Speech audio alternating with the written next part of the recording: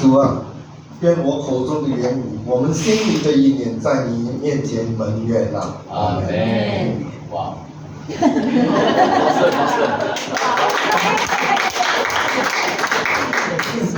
！Well, we have some Chinese speaking people here, so I want to tell you I'm making an attempt. Yes. Trying. Not very good, but I'm trying. Okay, today I'd like to share with you from 1 Corinthians 13 again. I like to entitle it, Make Love Your Character. Now, what is character? What is character as opposed to, say, personality?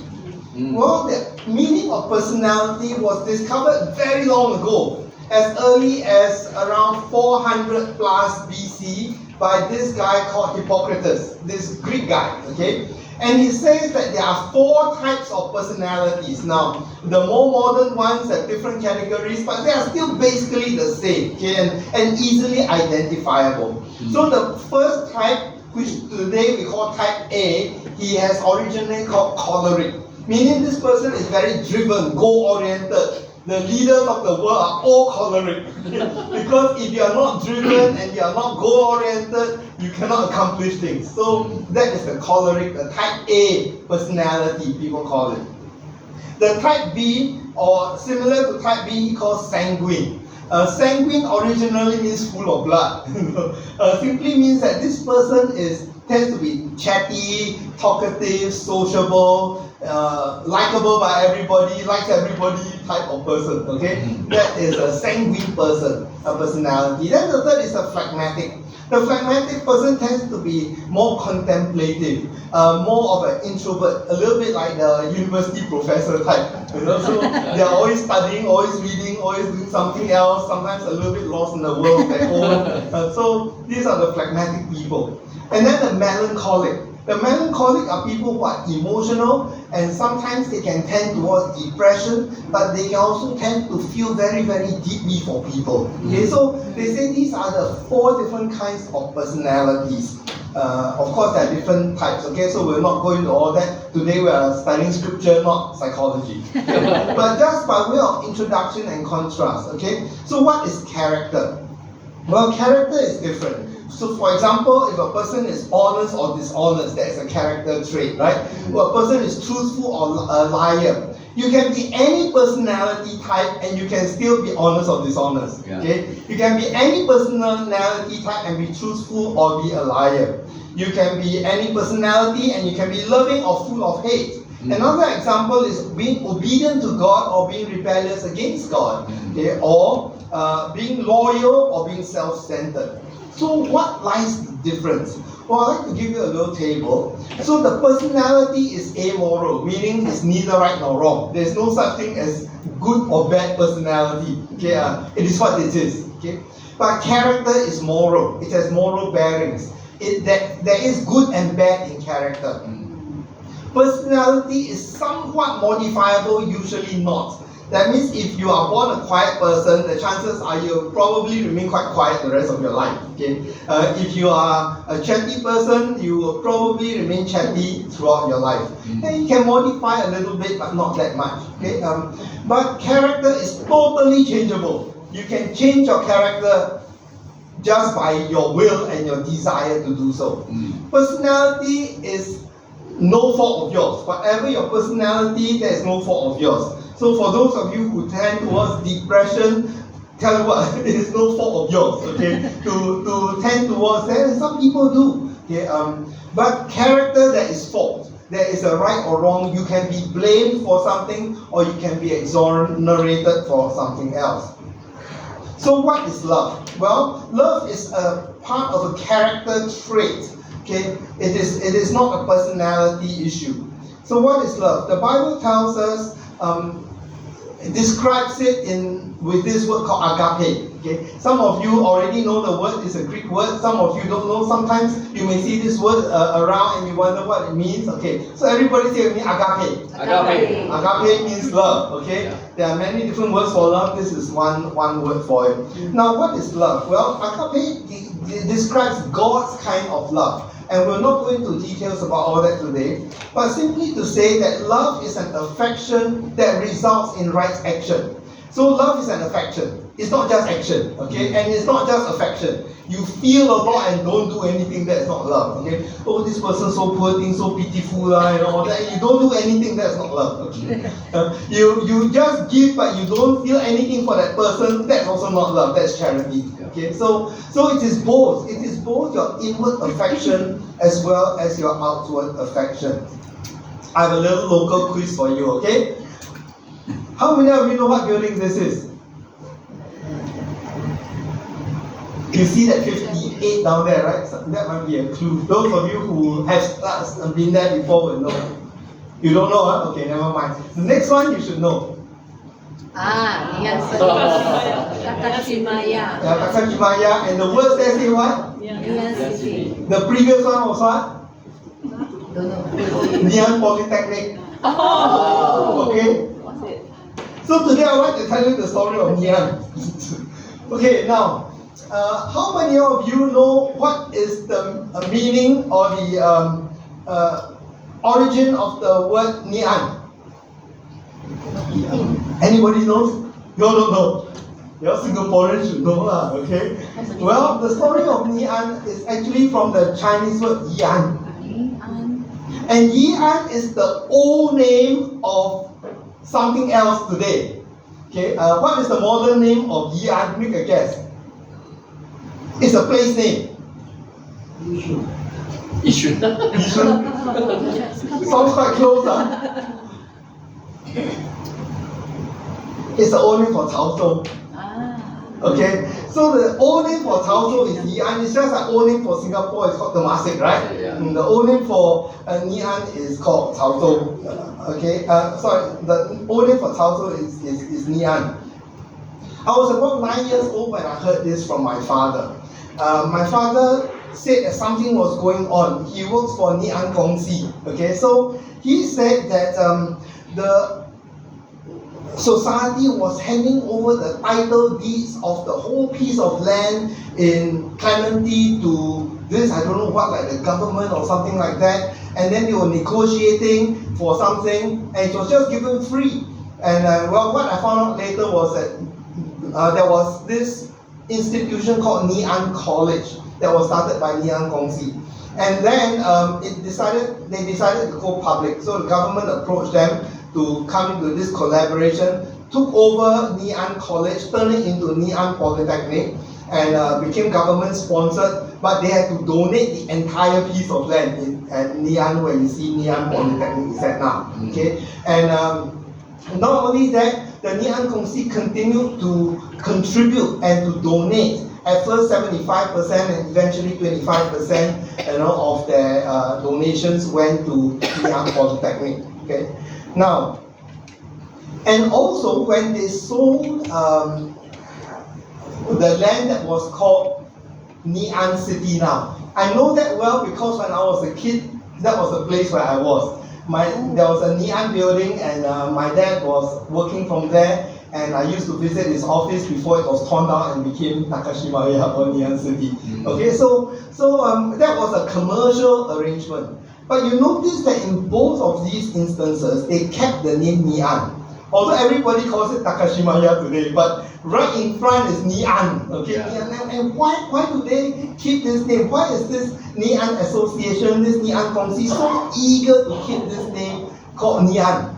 Well, because there were a bunch of wealthy Teochew guys who gave donations and all that, and they wanted the name to be preserved. Okay? And so in exchange for donating all these things to the government and also to the developer, it was arranged that the name would be preserved. Okay? So it wasn't coincidental or accidental that the name was preserved. It was in exchange for a donation. Now, do you think it was a good deal for Nian Gongxi to give away that big piece of land just to keep the name? No. It's not worth it. Some of you may think it is worth it. I don't know. It may or may not be worth it. But you know that they were giving away something for something. To keep the name, to keep the reputation. Okay, and to ask, and maybe perhaps one day, 50 years down the road, some strange guy will be asking, what is the name Ngee-Ann? What does it mean? Okay, and then oh, actually this is what it means, and then they want to remember Cao Zhou, their home province. Okay, and so this is what it is. Now the Bible tells us that when we do things, we can do good things not out of love. Okay. In fact, somebody just asked the question after last week's sermon is like, if you give all that you have to the poor, doesn't it show that you love them? Yes and no. Sometimes it doesn't. Yeah. In the case of Ngee-Ann Gongxi, they gave all that, why? To retain the name. Okay. So many times people do not give because of love. Some people do, some people don't. Love will cause you to give, but giving doesn't always mean love. Yeah. Okay? So I'm telling you the story of Ngee-Ann Gongxi, a long story, to drive home the point that we made last week, right? That sometimes people give, but they do not need to give out of love. Yeah. Okay. So then today we want to look at 1 Corinthians chapter 13, verse 4 to 7. And this is the picture of love personified, meaning love is given the image of a person. So the Apostle Paul chooses not to define love. He doesn't say love is definition, and then he gives you a definition. Rather, he paints a picture for you. This is how love looks like. If a person loves, this is what you are going to see in the person's life. He or she is going to look like this. And this is what this is about. Okay.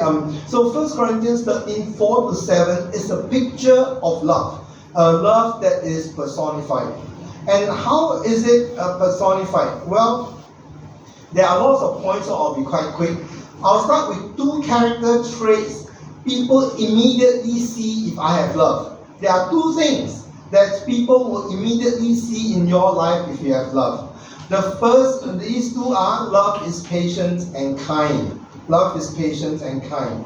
Now, this was written to the city of Corinth, and Corinth was a port city, a bit like Singapore. It was situated on an isthmus, meaning a narrow piece of land that separates the Aegean Sea from the Adriatic Sea. And so because of that, Corinth became a very important seaport for trading, both to reach out to people in the Aegean Sea and those in the Adriatic Sea. Now, so this was a place of trade. There was always hustle bustle. People were always very impatient with one another, or people tended to be impatient anyhow. So let me ask you a question. Are Singaporeans patient or impatient? How many of you say Singaporeans are very patient people? Nobody. How many of you say Singaporeans are impatient people? A lot of you. Well, so I don't need to prove to you that Singaporeans can be very impatient, right? But let me prove to you that Singaporeans can be very patient. Wow. Queuing up for food. Queuing up for what? Food and things. For food. Especially for Toto. You see how long the queue is that people are queuing up for Toto, right? Yes. You say they are impatient? If they are impatient, they will have walked off. Why are they so patient, queuing up a line with more than 100 people waiting to buy Toto tickets? Why? Because they love money. Because they love money. Yes. 2.7 million. So love is patient. Correct? When you love something, you'll be patient. When you don't love that thing, you'll be impatient. Yeah. Okay? So, I mean, can you imagine a little father or mother brings a little kid to walk, on the road, and the kid, of course, is walking slowly, and sometimes people behind the impatient go, it's kind of an irritating one. But the father himself is very patient. Yeah. Why? Because he has love. Okay? So love is patient. And so this is a very clear picture given to us that if we have love in our hearts, we will not be impatient. Sometimes we have to learn love, we have to learn patience. Okay, in my little estate there is a sign, and I thought it was quite a good sign. It says, no need for speed. It takes only 1 minute to get to the main road. Yeah. And it's true, sometimes, you don't know when people are speeding on a small road, when it's not going to save you any time, it's not going to help you get anywhere faster. So I think sometimes we just learn to be a little bit more patient. Okay? We are not patient towards what we do not love, and we are patient towards what we do love or who we do love. Okay? So next time when you feel impatient, you ask yourself why. Don't say because that person is slow, okay? But because you don't love. Wow. Right? That's why you are impatient. Otherwise, you'll be very patient. You know, when I help my mother walk across the road, I'm very patient because she's my mother. Yeah, but you know, if I'm crossing the road and she takes a long time, you know, some cars when the light turns green, they'll just go, right? Yeah. They are impatient. Okay, they're impatient. And why so? Why is a person sometimes patient and why is a person sometimes impatient? So we are patient towards those towards who and what we love, but impatient towards those towards who and what we do not love. Yeah. Now, this word patience in the Greek actually is a compound of two words. And I thought it's quite cute, and I think maybe I'll just bring it out. It is the compound of two words. The first word is macro. You know, macro means big, right? Macro, and thumia is passion or the patience word. Okay, so that means it's very big in patience. Old English sometimes translates it as long suffering. They add the long there to indicate to you that the person is willing to suffer for a long time. Okay, so they call it patience. Okay, now next is that love is kind.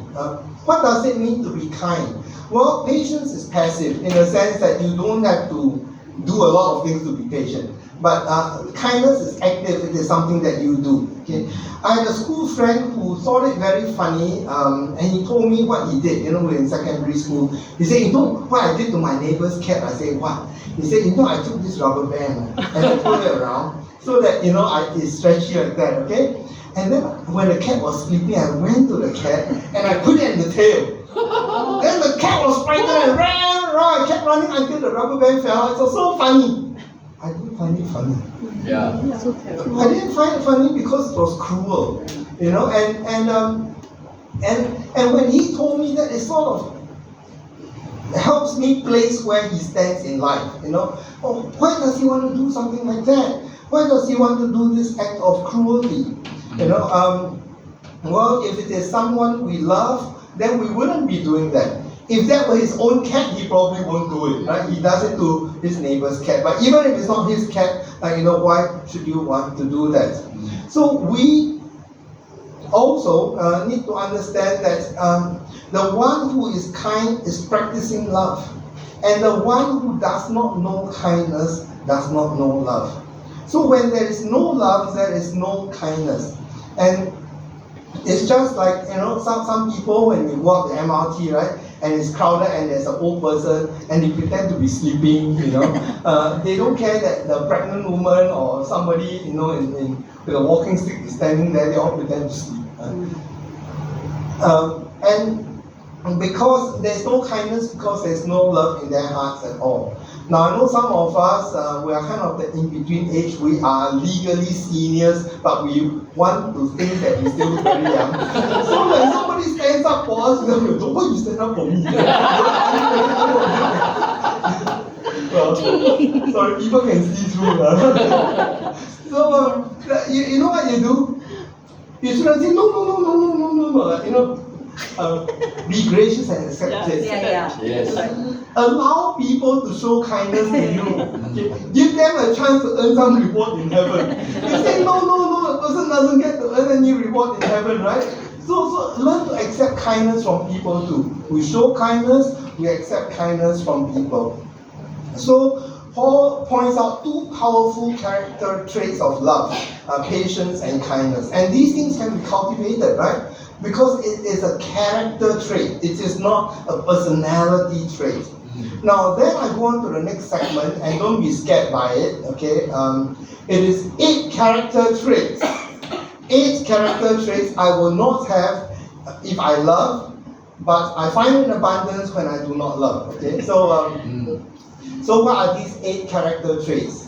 Well, 1 Corinthians 13:4 says, Love does not, all the not, love does not envy or boast. It is not arrogant or rude. It does not insist on its own way. Is not irritable or resentful. It does not rejoice in wrongdoing, but rejoices with the truth. Now, don't worry, I will not spend a long time at each one of these. I'm not trying to keep you for 3 hours. Well, let's look at the first point here. It says that love does not envy. Love does not envy the good that comes to the one I love. We only envy people we don't love. But if we love that person and the person is doing well, we're pretty happy. Yes. You know, it's just like many of you are parents, and I know as I was parenting and my kids were growing up and they were in their teenage years, and I keep telling myself, I wonder when they're going to overtake me. I'll be so happy the day that they overtake me. The day that they are stronger, faster, make more money, serve the Lord better, whatever it is. When they overtake me, I'm very happy. I'm not envious. Yeah. Why? Because I love them. And those of you who are parents here are the same thing, right? When your kids do better than you do, you are very happy. You are not envious because you love. Now, conversely, I can feel envy towards people who are more successful than I am. In fact, they say one of the worst sin of pastors and other workers in the church is a sin of envy. Why? Because my church only 50 people, that should got 500. so they feel there's a very natural sense of envy. But why do people envy? It's because they don't love. When you do not love, you envy. When you love, you do not envy. Okay. Now the second one is love does not boast. Now boasting is to say things about myself that will put myself up and put other people down. For example, it is saying that my son or daughter is better than your son or daughter, or that my house is worth more than your house, or my car is nicer than your car. Well, when we love, it shows that we do not boast. But people are a bit more sophisticated than this. They do not boast and say outright like that, right? They will say something like this, okay? I wish my kids were always by my side like yours. Mine are always so busy building their businesses all around the world. What does it mean? Your kids are useless, stuck here, right? So this is the kind of bragging that actually people subtly, imply through what they say, okay? So, love does not boast. It is not trying to put the other person down. Thirdly, love is not arrogant. Now, most of us do not think of ourselves as arrogant, but I think we may be arrogant without knowing it. So what does it mean to be arrogant? Of course, if somebody walks strutting around with the nose in the air, you know that person is arrogant, but most people don't carry that arrogance outwardly, right? The arrogance is inside the heart. So let me give you a few characteristics that would show whether or not we have arrogance in our hearts. First of all, the attitude that I'm never wrong, that is an attitude of arrogance. Or that's when somebody is talking, you try and talk over them and interrupt them. Recently, internationally, we heard something like this in this place that is called the White House. Yes. You see people talking over each other, right? Or looking down on others because of their job or their wealth. Or do I mock people when I have the upper hand? Now that I win, do I mock people? Or perhaps some people think that rules do not apply to them. You all have to keep the law. I know all the ways around the law. Okay, that's arrogance. Or overestimating my own importance. I'm very important. Everybody needs me. If without me, this will collapse and that will collapse and everything else will collapse. That's also another form of arrogance. Okay, so we cannot see our own arrogance, and others will not tell us. Okay, others will not tell us that we are arrogant. You know why? Because we're too arrogant to accept it. So ultimately, arrogance is a self-defeating thing because nobody can correct us, when we are arrogant. Okay, so this is something that we need to ask the Lord to open our hearts and to be humble. Fourth is that love is not rude. Okay, rude of course simply means a lack of politeness, especially when you have the upper hand. Okay, now what is the difference between rude and not rude and just telling the truth? Okay. One example is this: you go up the Grab car and you tell the Grab driver, "Hey uncle, you go by this way, you go by that way, okay?" Then the driver has got two ways to answer you. One way to answer you is, you drive or I drive. If I drive, I decide. You drive, you decide. You drive or I drive. So these two people challenge, see who is more rude, right? But then the Grab driver can also say, "Sir, madam, when you book from point to point, I decide on the route. When you go by meter, you decide on where I drive." Yeah. So, yeah, that makes sense. Okay, you can tell the person the truth without being rude, right? And so, when a person has love, there's a tendency not to be rude. When a person doesn't have love, there's a tendency to be rude. Love does not insist on its own way. To insist on the own way, we have a modern term for it. Anybody knows there's a modern term for the love does not insist on its own way? Huh? Okay, anyone?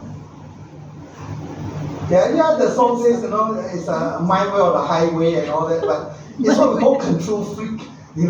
Some people are control freak. Okay, they must always have things their own way. They always control people. They always manipulate people. Love is not like that. Okay, what does it mean to be a control freak? Well, one example is to create a conditional love situation, like parents telling their children, if you behave like this, I don't love you anymore.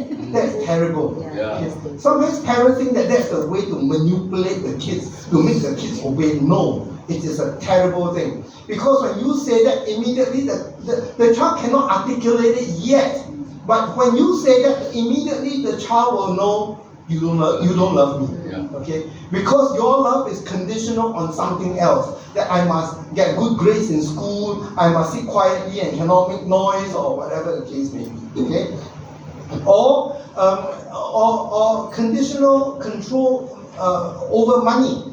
Or in some relationships, even within the marriage, especially within the marriage, using sex as a means of controlling the other person. If you are not nice to me, no sex tonight. And some people do that. Okay, and this is controlling behavior. Sorry to say out loud, but it does happen, and we've got to kind of say it, right? Amen, Pastor. Or guilt tripping, making people feel guilty, or isolation tactics. The Filipinos have a special term for it. They call it tampo, right? When they are angry, they don't talk. They don't talk. They isolate you. Silent treatment kind of thing. Okay. All these are methods of wanting things your own way. 6. Love is not irritable. Irritable means to be angry over every little thing. Okay. There is a good thing about us Singaporeans. If you are irritable, you cannot live in Singapore. You might be irritated, but you somehow have to bear with it. Why? Because we live in very densely populated HDBs. Okay? Yeah. Whether you like it or not, somebody will be having this repair, another person would have this other noise, somebody will be pounding chili upstairs, sometimes somebody is cooking something, belacan or something like that, you say, "Why so smelly?" And so we can be irritated over many, many things, right? In Singapore, if you're irritated over everything, how do you live? Yeah. How do you function? Every day you tell your neighbor, "Hey, please don't do this, please don't do that." After a while, you become well known in the neighborhood, right? So you just have to learn to live with it. Okay, you just have to learn to live with it. So there are endless little things that can irritate us. I can complain that the lift is too slow. I can complain that the garbage truck is too smelly. I can complain that the motorbike is too noisy. There are endless things for us to be irritated over. Okay. Well, love is not irritable. A person who has cultivated love in his heart is not an irritable person. Okay. Love is not resentful. Resentful is the feeling of being disadvantaged. For example, like there are two siblings. One is smarter and better looking and more loved by the parents. The one who is less good looking, not as smart, not favored by the parents, may feel resentful against the sibling who is more favored by the parents. Well, even among spouses, you can create a situation. If the child comes, and then sometimes the mother or the father can be either one, I've learned, spend so much time on the child, dotes on the child so much, all the children so much, that the spouse says, no, I'm sidelined, and they feel resentful because they have been sidelined by their spouse because of the kids. It's not that I don't love my kid, but how come I get sidelined? Of course, sometimes it will happen, but if it's perpetually like that, then it can become an issue. And so a person can feel resentment. But if two people love their kids equally and put in the effort to raise their kids equally, then of course when there is love, there is no resentment. And number 8 is love does not rejoice at wrongdoing but rejoices in the truth. Now this one is a little bit difficult to understand. What does it mean? Love does not rejoice at wrongdoing, or the NIV says evil, but rejoices in the truth. They seem to be contrasting two things that are not contrasted. Doing wrong and truth. It's not falsehood and truth. Okay? It's not doing wrong and doing right. Okay? So after careful deliberations, most commentators agree, or almost all of them agree that this is what it means. Okay? Is that first of all, these two things should be taken together. Okay? It shouldn't be taken apart. And that if somebody does something wrong, okay, what do you wish for that person? So if this person cheats you of money, okay, and gets away with it, and you say, okay, I wait until something wrong, bad happens to you, because I want something bad to happen to you. So for example, somebody drives recklessly and say, good, you keep driving like that, one day you get an accident. Okay? That is rejoicing in wrongdoing. Okay? And rejoicing in the truth is the exact opposite. Is that when they come to the truth, when they realize that this is wrong and they change their ways, then you rejoice in that. So it is the rejoicing in, people do rejoice in wrongdoing, right? Yeah. I hope you keep doing that wrong thing. I give you enough room so you hang yourself. Okay? that kind of talk like that, okay? Because you are actually rejoicing in the wrongdoing of that person in the hope that it is going to snare him. Okay? As opposed to that you are rejoicing when the person comes to the truth and the realization, the truth in Christ, the truth of that situation, and repents and turns around. Okay? So now this is a little bit sophisticated, but it is still very useful and still very true, because I think it happens to us in our lives too, right? That sometimes somebody does something wrong and we actually don't care, Okay, you go ahead and do it, and one day you get your just rewards, So the person who loves does not do that. And then I move on to 4 character traits for love in all areas of my life. Now, how does that look like? Well, 1 Corinthians 13:7 says, love bears all things, believes all things, hopes all things, and endures all things. You can see the same word that occurs 4 times is all things, right? Yeah. So it is, some of these thoughts are earlier on, you do find it, but here it is the concept of all things, meaning that love bears not some things, but all things. Love believes not some things, but all things.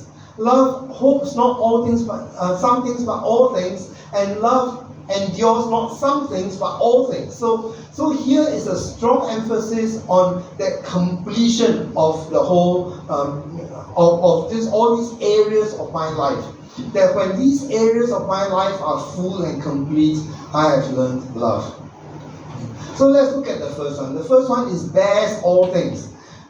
This is a situation where, or the word means to cover and to bear. And it's actually quite strange to talk about cover and bear at the same time. Cover is to cover something, bear is to carry a burden, right? But in real life, it is exactly what it is. Let me give you an example. Some people come from families where the father abandons them, and the mother has to raise the whole family. Okay? And many times they end up being a little bit ashamed of their father. Okay? And they try to cover the fault of the father, right? And they don't want to tell people about their family situation. So when you cover this, you end up bearing the burden. Am I correct? It is both a covering as well as a burden bearing. Okay, so when you cover a fault, you also end up bearing that burden for the fault. Okay? And so the person who loves chooses not to expose it, but to cover the fault and to bear that burden himself. Or this can be the opposite case too, where if our children treat us badly, and parents like to whether hint or tell other people, well, my kids are so nice to me, they buy me things, and then you post and say, oh, I'm so happy I got this from my kids, and we want to say that our kids treat us well, but if our kids treat us badly, we become ashamed, and we want to cover that. We don't want people to know, and when we don't want people to know, we also bear the burden of it. Okay, so the Apostle Paul gets right down to the point where it says that true love covers and bears all things. Okay? And the second point is that love believes all things. That is, believes in God's goodness for the other person. The things that should be believed. Okay, the Bible is not telling us that we should be gullible, but believe the best and think the best of the other person. When I was introduced to serve in the church, I saw a notice board at the church, and I asked them to take it down. To take it down because that notice board says, please come to worship on time. Honor the Lord and come to worship on time. The implication is that if I don't come to church on time, I'm doing it because I don't honor the Lord. Okay? But I find that's not true. Because many people hurry, and if they've got kids, just before you leave house, one kid says, I need to go to the toilet. Things like that happen, right? And so I choose to believe that these people are trying. Now you may not be, I don't know. but I choose to believe that you are trying. Okay, I choose to believe that you are trying to be on time. I choose to believe that you are not trying to dishonor God. And the mere fact that you do come to worship tells me that you are trying to honor God. Maybe imperfectly, but you're trying. Okay? You choose to believe the best. How many of you have heard of this guy called Judge Frank Caprio? Oh, yeah. Have you ever seen his face? Yes. Some of you have, right, on YouTube videos or all that. Okay. He is possibly the best loved judge in the world. Nicest judge in the world. Yeah. Recently, I was watching this little video about him. This person comes into the court and he says, I'm here for my wife. She is ticketed for making an illegal right turn when the light is red. They're supposed to stop and then turn, but she didn't stop and just turned. So that was a charge. He says, no, my wife will always stop. She's a very diligent driver. So he said, okay, let's watch the video. So he says, you're here for a wife? He says, yes, and all that. So watch the video, and true enough, she didn't stop. Okay, she made an illegal right turn. So the judge says, well, does that look like a stop to you? And says, no, Your Honor, that doesn't look like a stop to me. Then he says, why are you here today? And instead of your wife, he says, well, because my wife is in hospital. And then the judge says, well, when did she go to hospital? Was that the day that this offense occurred? He says, yes, Your Honor. He says, she was suffering from something and she was driving to the hospital urgently. And he says, I can understand that and we can let this go. Wow. You see, this man doesn't know how to defend his own case. Instead, he says she didn't do it when she did it. Okay? But the judge has to help her defend the case, help him defend the case. And this is what the judge is. That's why it's called the nicest judge in the world. He always helps his people defend their case. He asks them, what about this, what about that? He's looking for excuses not to find them. Okay? And then in this case, yeah, his belief that I need to give everybody the benefit of the doubt first pays off. And this is what we mean by a person with love in his heart. He believes all things, he believes the best of you. And the one who loves you will believes the best of you. Okay. Third is hopes all things. Love hopes for God's goodness to be realized in the other person. So we always have the right hope for the other person. For example, hoping for the salvation of our loved ones. That is out of love from your heart. Okay, so do not give up. Okay? Or hope for healing. Don't give up hope for healing. Ultimately we'll all be healed in the resurrection. We know that. Okay, but we also, it's kind of nice that we're healed right here on earth also, right? Before the resurrection. So don't give up hope for healing in your life. Okay. Don't take your healing as the end of everything. Once I get healing from God, I'm done. Okay, I'm no need to talk to God anymore. Okay, but this is the start of your relationship with the Lord. The fourth point is oops. Sorry, can you help me go back? Yeah, okay. That love endures all things. This word means to remain under something. It's a hupomeno, meaning that love stays true under a heavy burden of ill treatment. Now, in the past, people would treat their slaves badly, and the Apostle Paul tells them to have the love of Christ in their heart. Then they'll be able to bear up under bullying, under injustice. In the modern times, there can also be injustice at home.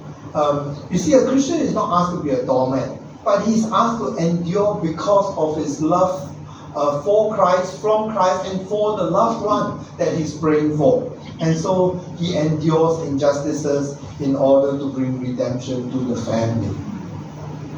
And I'd like to conclude by circling back to say, make love your character. That character is within your control. I can have a personality, any personality, and still have love. It doesn't matter what we are, but we can still love. And next is that love is an emotion that results in an action. Okay? So you love someone, that's an emotion, and that must be accompanied by action. And then thirdly, love is cultivated by decision and by doing the things of love.